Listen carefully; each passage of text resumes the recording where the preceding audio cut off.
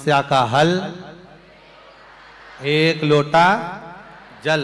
पर जल चढ़ाने में भी सावधानी ये होना चाहिए कि हम भगवान को जब जल चढ़ा रहे हैं तो भगवान के जल चढ़ाते समय अपने भीतर छल ना आए, अहंकार ना आए। मैं जितनी बार मंदिर जाती हूं उतनी बार कोई नहीं जाता, मैं जितना भजन करती हूं मेरे बराबर कोई भजन नहीं करता, मैं जितना स्मरण करती हूं मेरे बराबर कोई स्मरण नहीं करता। एक अहंकार से विहीन।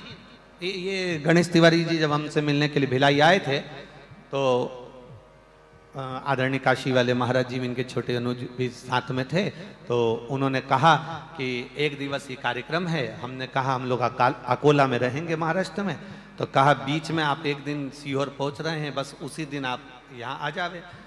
तो तिवारी जी, गणेश प्रसाद तिवारी जी बोले, गणेश तिवारी जी कहे गुरु जी बस आधा घंटा भी अगर कवर्धा मिल जाए तो बड़ी कृपा होगी। तो हम तो कहते हैं कि इन्होंने तो बोला, पर कहीं ये महादेव जो बाजू में तुम्हारे बैठे हैं 17 किलोमीटर दूर, उन्होंने खींच कर यहाँ बुला लिया। ये उन्हीं की कृपा, उनकी उदारता। और उनकी उदारता इतनी हो गई कि पूज्य गुरुदेव का दर्शन हो गया, व्यासपीठ का दर्शन हो गया। जिस स्थान पर, इस मंच पर, इस व्यासपीठ के सम्मुख में परम पूज्य जगत गुरु अभिमुक्तानंद महाराज श्री भी आकर गए हैं और जिनकी वाणी अपने को श्रवण करने को मिली है। भारत की भूमि के वो संत हैं जगत गुरु शंकराचार्य जी महाराज, अभिमुक्तेश्वरानंद जी महाराज, जो सनातन धर्म को जागरूक करने में लगे। और फिर अभी कथा में कहा, आपको अभी थोड़ा सा प्रवचन में वर्णन किया कि इंजन को काला होना ही पड़ता है, डब्बे काले नहीं होंगे पर इंजन को काला होना पड़ता है। उसी तरह पूज्य गुरुदेव जगत गुरु शंकराचार्य जी और आदरणीय पूज्य गुरुदेव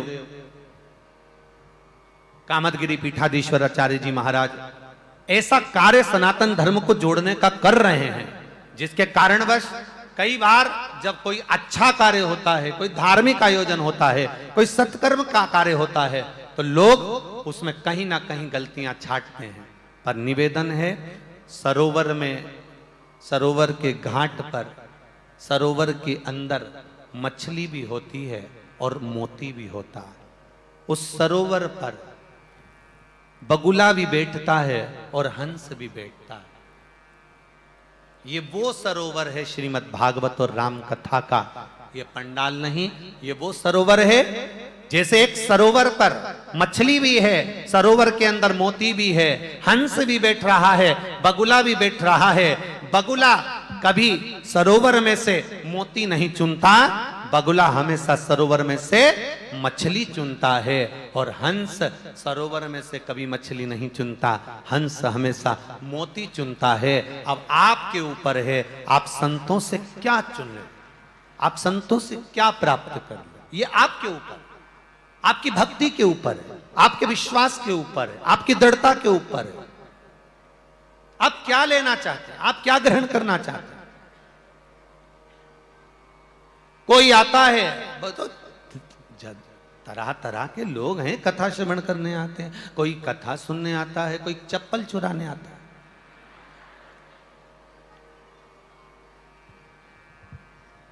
दोनों में दम चाहिए, दोनों में दम चाहिए। कथा सुनने के लिए भी दम चाहिए और चप्पल चुराने के लिए भी, अरे जम के बोलो, दम चाहिए। कथा सुनने वाले का ध्यान व्यासपीठ पर होता है और चप्पल चुराने वाले का बार बार, इधर तो कथा चलेगी इतनी देर में पल्लू, फिर ध्यान, कथा चल रही है, अपन इधर व्यासपीठ की ओर देखकर कर रहे हैं मात पिता तुम, और चुराने वाला मात पिता। अब अपन इधर बोल रहे हैं शरण गऊं में किसकी, वो उधर वाला बोल रहा है मैं किसकी ले जाऊं। चित्त लगा, दम चाहिए। कथा श्रवण करने के लिए भी दम चाहिए और चप्पल चुराने के लिए भी दम चाहिए। पर इतना याद रखना, एक मानसरोवर पर बगुला है, मानसरोवर पर हंस है। बगुला मछली चुन रहा है और हंस मोती चुन रहा है। जिसने मोती चुन लिया उसका इतिहास आज तक बोला जाता है। आज तक लोग कहते हैं हंस मोती चुगता है। बगुले का नाम कौन लेवे कि बगुला ने मछली चुना है? जिसने मोती को ग्रहण किया है, जिसने मोती को चुना है, हम उसका आज भी आनंद करते हैं कि हंस देव हैं। आज भी संत साधु गुरुजन के आगे हम उनका गुणानुवाद करते हैं, ये हंस देव हैं। भजन मंडली अभी हम आए जब उस समय पर बड़ी सुंदर सुंदर भजन गा रही थी। कहाँ की मंडली है जी? स्वामी जी के साथ की है। बहुत सुंदर, बहुत सुंदर। प्रणाम आपके चरणों को, दंडवत नमन। बहुत सुंदर। एक भजन ले लें जो सभी लोगों के मुख पर अटा हुआ, तेरे डमरू की धुन से।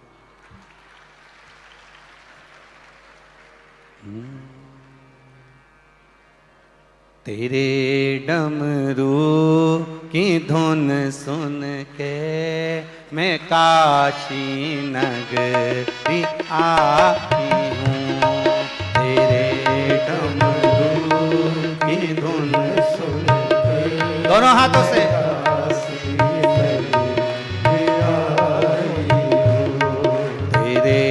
डमरू की धुन सुन के मैं काशी नगरी आई हूँ। तेरे पीछे वाले भी दोनों हाथों से बड़े आनंद के साथ,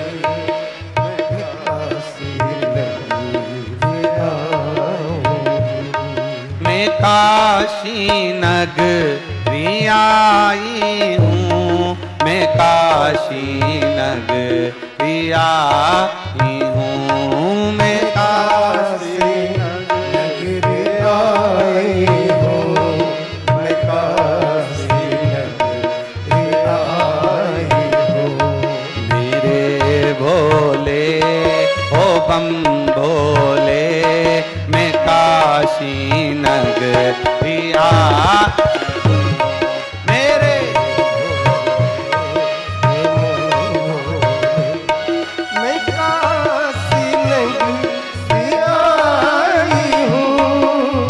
पंडाल के जितने भक्त बैठे हैं दोनों हाथों से ताली से बजाते हुए, बार बार ये योग नहीं लगेगा कवर्धा में। जय हो, वो तो तुम्हारा पुण्य था, इसलिए राम कथा, भागवत कथा और शिव तत्व जानने का मौका मिला।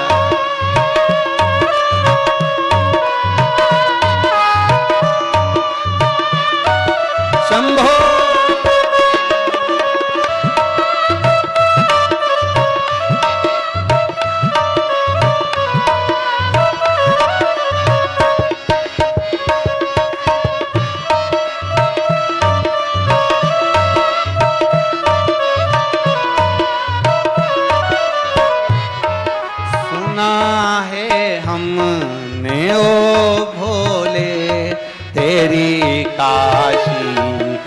गंगा है, सुना है हमने भोले तेरी काशी में गंगा है।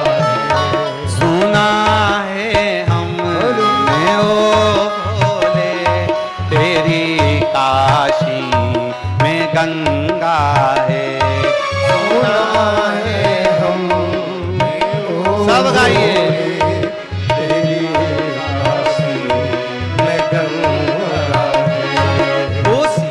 गंगा में नहाने को मैं काशी नगरी आई। उसी गंगा में नहाने को मैं काशी नगरी आई हूँ। मेरे भोले ओ बम भोले, मैं काशी नगरी आई।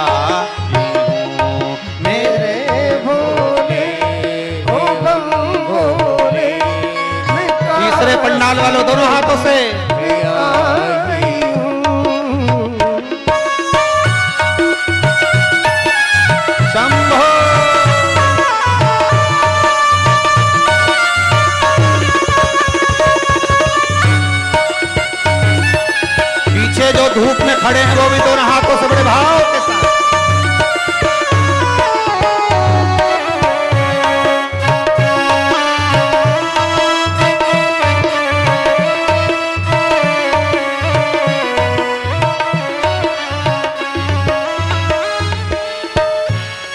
सुना है हमने ओ भोले तेरी काशी में मुक्ति है। सुना है हमने ओ भोले तेरी काशी में मुक्ति है। सुना है हमने ओ भोले तेरी काशी में मुक्ति है। सुना है हमने ओ भोले तेरी काशी में मुक्ति है। उसी मुक्ति को पाने को मैं काशी नगरिया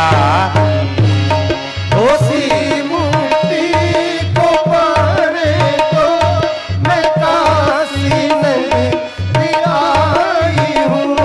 मेरे भोले ओ बम बोले मैं काशी नगरिया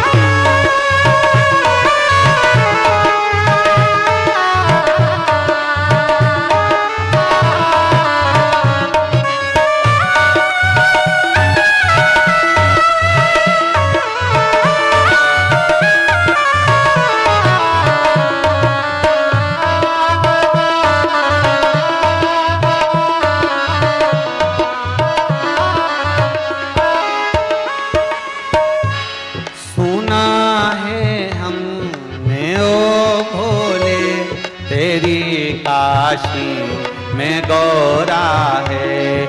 सुना है हमने ओ भोले तेरी काशी में गौरा है। सुना है हमने ओ भोले तेरी काशी में गौरा है।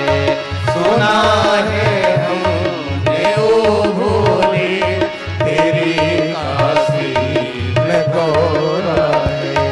उसी गौरा को पाने को मैं काशी नगरिया हूँ। उसी गौरा को पाने को मैं काशी नगरी आई हूँ। मेरे भोले ओ बम भोले मैं काशी नगरिया हूँ। मेरे भोले ओ बम भोले मैं काशी नगरी आई हूँ। मैं काशी नगरी आई हूँ। मैं काशी नगरी आई हूँ। मैं काशी नगरी आई हूँ। मैं काशी नगरी आई हूँ। मेरे भोले ओ बम भोले मैं काशी नगरी आई हूँ। मेरे भोले ओ बम भोले मैं काशी नगरी आई हूँ। मैं काशी नगरी आई हूँ। मैं काशी नगरी आई हूँ। मैं काशी नगरी आई हूँ। मैं काशी नगरी आई हूँ। हर हर महादेव। देव अपने स्थान पर बैठकर बाबा से 3 व्यासपीठ के सामने आज बाबा से प्रार्थना करने का मौका मिल रहा है। श्रीमद् भागवत कथा में, राम कथा में और शिव चर्चा में। इसलिए दिल से बाबा से कहें, अपने मन की बात कहें। जहां मौका मिल जाए वहां बैठ जाओ, जहां जगह मिल जाए। हमने पहले भी कहा, खड़े होकर भगवान से प्रार्थना करने की अपेक्षा बैठकर करिए। पोहा बनाने के बाद में, चावल बनाने के बाद में उसको गर्म पानी के भगोने पर रख देते हैं कढ़ाई को, जिससे पोहा गर्म रहे। अपन लोग नीचे बैठकर इसलिए भजन करते हैं जिससे हमें भगवान की भक्ति का बल मिले। इसलिए अपने स्थान पर बैठकर बड़े भाव के साथ दिल से कहेंगे, श्री शिवा नमस्तु, श्री शिवा नमस्तु, श्री शिवा नमस्तु, श्री शिवा नमस्तु, श्री शिवा नमस्तु। भोला सब दुख काटो, ओ भोला सब दुख शिव शंकर जपूं तेरी माला, भोले बाबा जपूं तेरी माला, भोला सब दुख काट, ओ भोला सब दुख। जिनको आता है वो तेज आवाज में बोलो जरा। वैसे है मंगल मंगल का, वैसे है मंगल कारी, शमशान वास शमशान वास भोला सब दुख का, भोला सब दुख का। शिव कथा करती है महाराज, भगवान का संवाद करता है। कोई भी कार्य करने जाओ, जब कोई बड़ा कार्य करोगे, आगे बढ़ोगे, थोड़ा ना थोड़ा कष्ट जीवन में आएगा। जीवन में कहीं ना कहीं कष्ट जरूर आए। पर एक बात, कई लोग जब आयोजन करते हैं और थोड़ी तकलीफें आती है या कष्ट आता है तो लोग सोचते हैं अब आगे नहीं कराएंगे, एक बार करा लिया बहुत है। गणेश तिवारी जी साल भर में अगले आयोजन फिर महाराज जी आए और फिर ऐसा ही धर्म जागरण हो, सनातन धर्म जागे, ऐसा प्रयास किया।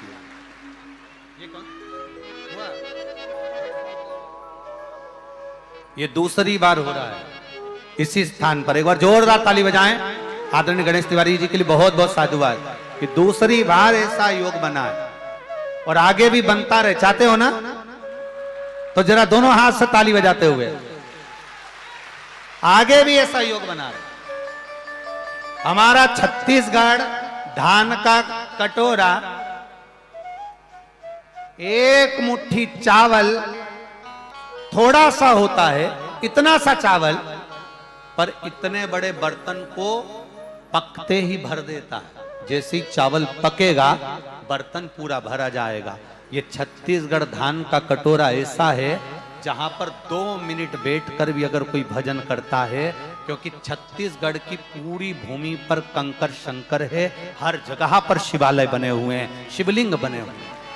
प्रत्येक जितना अभी भिलाई की कथा में आपको कहा था, जितना मेरे राघव जी, जितना मेरे राम जी वनवास के समय पर, जितना मेरे राघव जी राम जी जितना मध्य प्रदेश में नहीं चले, जितना उत्तर प्रदेश में नहीं चले, जितना किसी प्रदेश में नहीं चले, उतना छत्तीसगढ़ की पावन धरा पर चले हैं। इसलिए यहां राम पथगमन बना हुआ है। छत्तीसगढ़ की पावन धरा पर जहां मेरे राघव जी बैठते थे, जहां मेरे राम जी बैठते थे, शिवलिंग का निर्माण करते थे, पूजन करते थे, आराधना करते थे, अर्चना करते थे और फिर आगे बढ़ जाते थे। आज भी भारत भूमि पर राम पथगमन पर जितने मेरे राघव जी के मंदिर नहीं, उतना राम पदगमन पर मेरे महादेव के मंदिर है, क्योंकि राम जी जहां रुकते थे वहां पार्थिव शिवलिंग बनाकर पूजन किया करते थे। शिवलिंग का पूजन कर कर फिर आगे बढ़ते थे। कोई सहजता नहीं है शिव तक। आएगा कष्ट, ऐसा नहीं तो कष्ट आए तो हम सोचें कि अब अगली बार नहीं कराएंगे, ऐसा नहीं होना चाहिए कि अब आगे नहीं कराएंगे। ना ना, चाय से जीभ जल जाती है और जीभ जल गई तो आप में से कितने लोग हैं जो चाय पीना छोड़ देते हैं? अरे बोलो तो रे जम के, छोड़ते हो?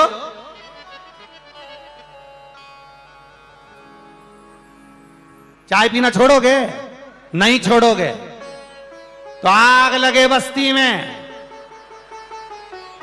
कोई कुछ भी कहन दो, कोई कितना ही ताना दे, देन दो, तुम कथा में आना मत छोड़ो और महादेव के दरवाजे जाना मत छोड़ो। कहन दो। जो ज्यादा बोले, जो दुकान वाला, पड़ोसी, अड़ोसी, धड़ोसी, धड़ोसी मतलब पीछे वाला, ठीक है, जो ज्यादा ताना दे उसकी दुकान के सामने से उतनी जोरदार छोटी मोटी करके जा, उतनी जोरदार। अपने जीवन में कितना भी दुख हो, पर भगवान की शरणागति में, गुरु की शरणागति में, माता पिता की शरणागति में, घर के बुजुर्गों की शरणागति में, परमात्मा की शरणागति में, संत साधु ब्राह्मण जन की शरणागति में हमेशा प्रसन्न होकर चल, हमेशा प्रसन्न। जितने खुश होकर जा सकते उतने खुश होकर जा। चाय से जीवन जल जाए, चाय पीना नहीं छोड़ते। कोई कह दे कि नहीं ये आयोजन नहीं, ऐसा नहीं होना चाहिए, ऐसा यज्ञ नहीं होना चाहिए, अनुष्ठान नहीं होना चाहिए, क्यों जाते हो शिव मंदिर, काय को जल चढ़ाते हो शंकर जी के मंदिर में जाकर? क्या होता है शंकर भगवान को जल चढ़ाने से? जो तुमको कहे शिव को जल चढ़ाने से क्या होता है, जो तुमको अकल देने आए उसके हाथ जोड़कर कह देना तेरी बात सुनने से क्या होता है। तू हमसे कह रहा है शिव मंदिर मत जाओ, शिवालय मत जाओ, भगवान के दरवाजे मत जाओ। कहेंगे लोग, बहुत कहेंगे। इसी छत्तीसगढ़ की भूमि पर कहकर गए थे एक बात। कई लोग कहेंगे अगरबत्ती में बांस लगा होता है, अगरबत्ती मत जलाओ। वो चाहते हैं तुम अगरबत्ती जलाना छोड़ दो और मोमबत्ती जलाना चालू कर दो। वो खुद चाहते हैं कि अगरबत्ती छुड़ाएंगे और मोमबत्ती तुम्हारे हाथ में पकड़ाएंगे और कहेंगे रोज मंदिर जाने की अपेक्षा हफ्ते में एक बार हमारे पास आओ और मोमबत्ती जलाओ। पर निवेदन है, अगरबत्ती में चाहे दुनिया के लोग कह दे बांस है, ये है, वो है, दुनिया के लोग कितना भी छुड़ाने का प्रयास करें, पर आप अगरबत्ती लगाना मत छोड़ना। भले दो लगाना, पर भाव से लगाना। कहे तो सनातन धर्म को तोड़ने वाले, सनातन धर्म पर उंगली उठाने वाले, सनातन धर्म को नीचे धकेलने वाले तुमको सनातन धर्म से खींचकर दूसरी ओर ले जाने का प्रयास कर रहे हैं। आप बहुत समझदार हो गए हो। एक लोटा जल शंकर जी को चढ़ा चढ़ाकर आपने कई लोगों के दिल के अरमान पर पानी फेर दिया है। सबको टेंशन है। आज परम पूज्य गुरुदेव कामतगिरी सरकार यहाँ पर विराजमान है, पीठाधीश्वर परम पूज्य गुरुदेव व्यासपीठ पर विराजमान है। जब ये प्रवचन करते हैं, भागवत कथा, राम कथा कहते हैं, तो ना जाने कितने कितने हैं जो चाहते हैं कि यहाँ पर ये क्यों आ गए। क्योंकि आज बहुत ज़्यादा धर्म परिवर्तन का जो कार्य चल रहा है, लोग तोड़ने का कार्य कर रहे हैं। संत साधु गुरुजन ब्राह्मण जन तपस्वी जन जो परमात्मा से सही मायने में लगे, जो भगवान से लगे, वो आपको भगवान से ही जोड़ेंगे।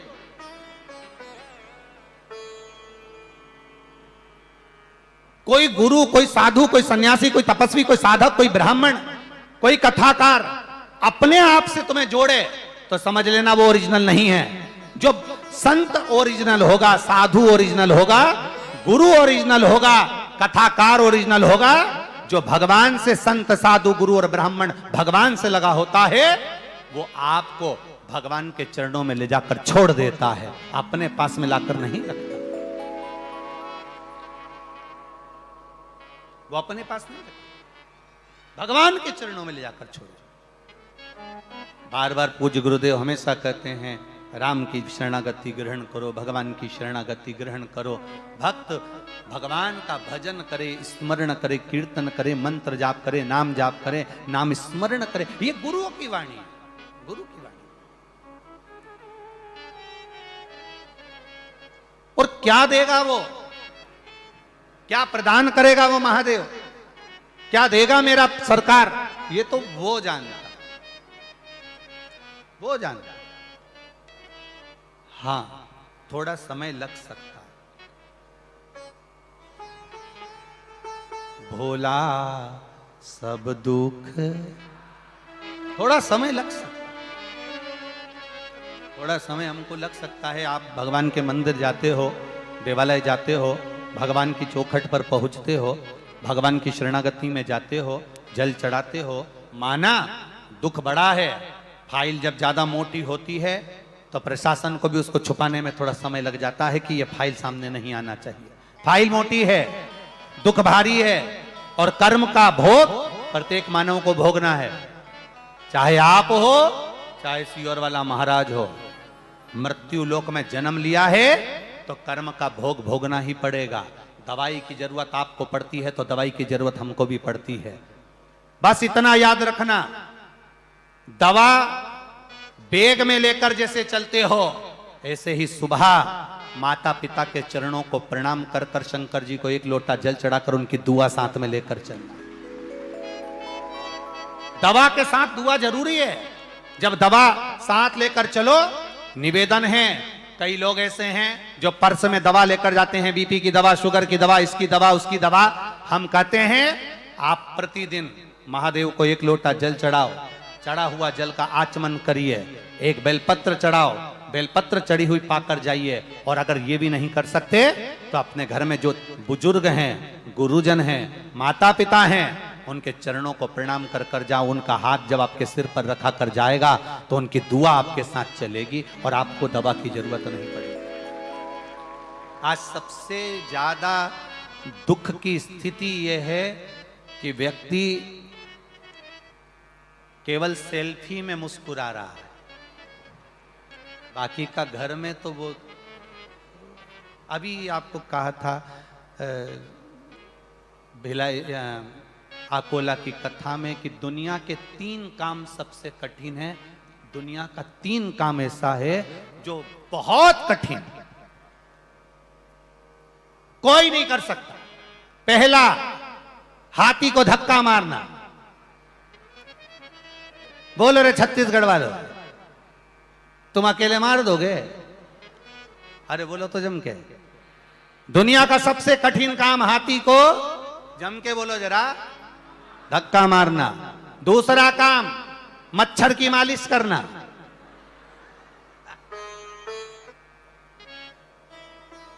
कर दोगे? अरे बोलो तो जम के। नहीं, पहले तो तुम पकड़ो, और पकड़ के फिर उसका पांव ढूंढो, और पांव ढूंढ के फिर सरसों का तेल, इतने में मालिश करेगा तो धड़ अलग, पांव अलग। दुनिया के सबसे कठिन काम है 3। पहला, जम के बोलो जरा, हाथी को धक्का मारना। दूसरा, मच्छर की मालिश करना। और तीसरा, दुनिया का सबसे बड़ा कठिन काम है शादी के बाद मुस्कुराना। ये दुनिया का सबसे कठिन काम, बस वो केवल सेल्फी में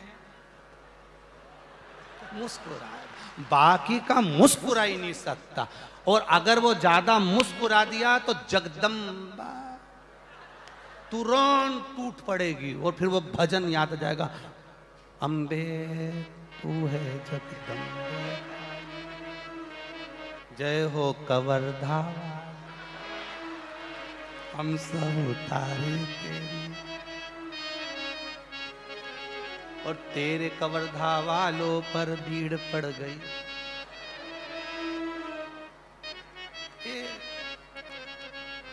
दुनिया का सबसे कठिन काम। आज के जमाने में लोग सेल्फी में मुस्कुरा लेते हैं, फोटो में मुस्कुरा लेते हैं, पर बाकी का जो उनका जीवन जाता है उसमें संघर्ष की जिंदगी में मुस्कुरा नहीं पाता है। शिव पुराण कहती है, भागवत पुराण कहती है, श्री रामचरित मानस कहती है, अपने जीवन में जो भगवान ने शरीर दिया अच्छा दिया, जैसा दिया अच्छा दिया। दूसरे का सुख देखकर ये मत सोचो कि हमको ऐसा होना था, दूसरे का बंगला देखकर मत सोचो कि ऐसा होना था, दूसरे की गाड़ी देखकर मत सोचो कि ऐसा होना था। भगवान ने जैसा दिया है बहुत अच्छा दिया है। अपने कर्म को अपने को भोगना है। ध्यान देना, अपने कर्म को अपने को भोगना है, कोई दूसरा नहीं भोगेगा। जैसे अपना छींकना, तुम्हें छींक आ रही है और तुम पड़ोसन को कोनी मार करके छींक दे, छींकेगी? तुम्हें खांसी चल रही है, पड़ोसी को कोनी मार करके तुम अपनी खांसी रोक लो और से कहो खांस खांस, तो वो क्यों खांसेगा?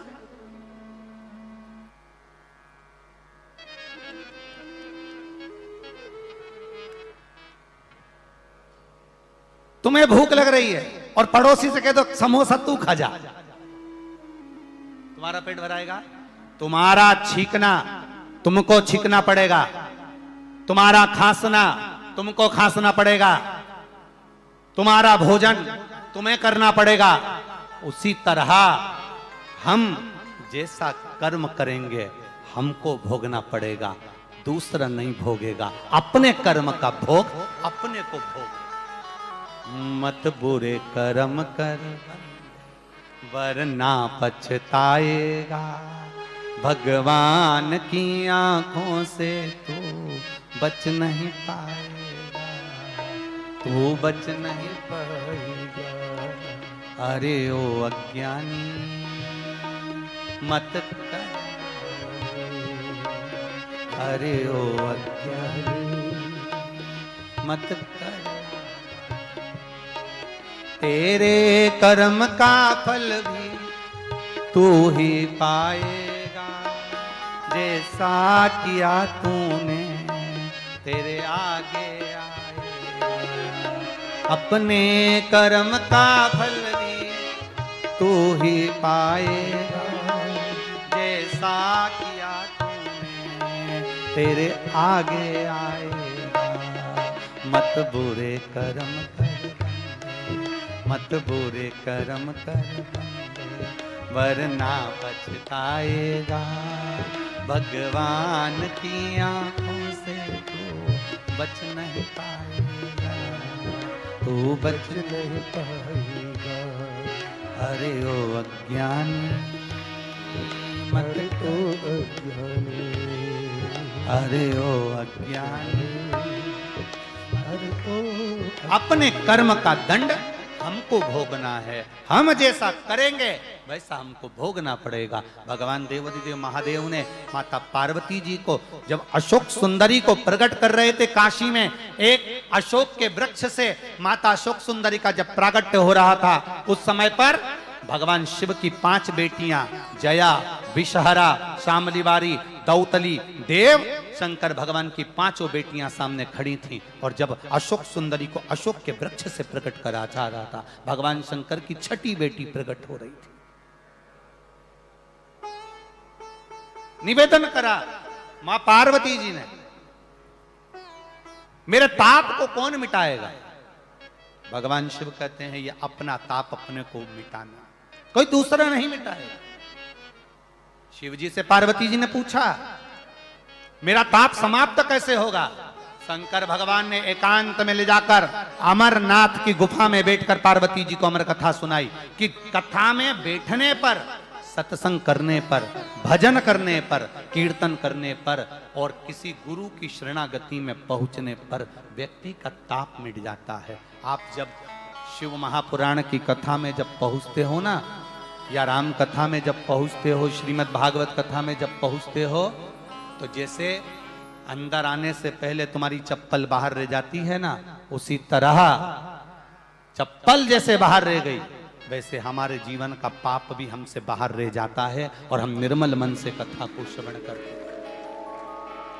इसीलिए तो कहते हैं कि कथा के पंडाल में बैठकर कथा सुना करो। जितना बड़ा ग्राउंड, आप इस ग्राउंड के बाहर जाकर कथा सुनोगे उसमें तत्वता नहीं है। कथा के पंडाल में बैठकर कथा सुनो। कई बार पहले भी कहा, दूध बेकार नहीं होने देना है तो फ्रिज में रख दो, फल बेकार नहीं होने देना है तो फ्रिज में रख दो, सब्जी बेकार नहीं होने देना है तो फ्रिज में, बोलो जम के बोलो, रख दो। सब्जी बेकार होगी क्या? नहीं। दूध बेकार होगा? नहीं। फल बेकार होगा? नहीं। फ्रिज के अंदर रहेगा तो सड़ेगा नहीं, और फ्रिज के बाहर रहेगा तो सड़ जाएगा। जो जो इस कथा के पंडाल में बैठे हैं ये सड़ने वालों में से नहीं है, क्योंकि फ्रिज के अंदर है। ये भगवान भागवत माता और राम कथा का फ्रिज है, जिसके अंदर आप बैठे हुए हो। सड़ने वाले काम, लोभ, आसक्ति, वासना, तृष्णा में सड़ोगे नहीं, ताजे की ताजे बने रहोगे। जब चाहे मेरा भोलेनाथ तब इस फ्रिज को खोलकर मृत्यु लोक से लेकर चले जाए, ये भजन करता ही मिलेगा, स्मरण करता ही मिलेगा। ऐसा पावन संवाद यहाँ राम कथा भागवत कथा के मध्य में आना हुआ। कवर्धा की पावन धरा पर पहली बार हमारा तो आगमन हुआ, बहुत अच्छा लगा। आप इतनी संख्या में राम कथा भागवत कथा श्रवण कर रहे हैं, आपको दंडवत प्रणाम करता हूँ। पूज्य गुरुदेव की वाणी ओजस्वी, पूज्य गुरुदेव की वाणी श्रीमद् भागवत में बहुत आनंद के साथ आनंद में श्रवण कर रहे हैं।